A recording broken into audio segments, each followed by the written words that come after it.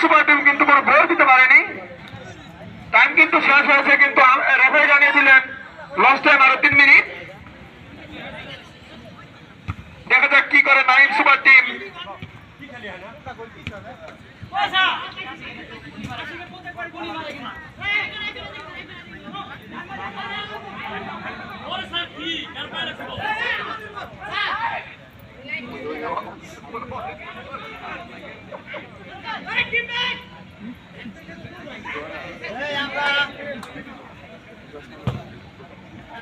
Swapnotori model কর্তৃক আয়োজিত আজকের এই ফুটবল টুর্নামেন্টের প্রথম ম্যাচ কিন্তু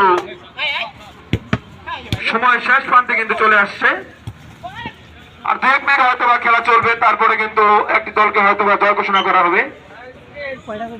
মাঝখানে একাদশকে ইতিমধ্যে কিন্তু একটি গোল কিন্তু দিয়েছে, অপরদিকে নাইম সুপার টিম কিন্তু কোনো গোল দিতে পারেনি।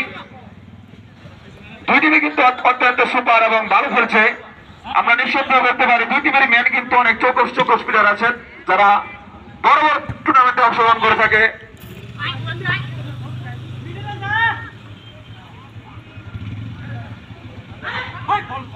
শুভ দেখা যাক কি হয়। সুন্দর বল ছিল, কিন্তু এখনো কিন্তু গোলটার সম্ভাবনা আছে মাঝখানে একাদশের।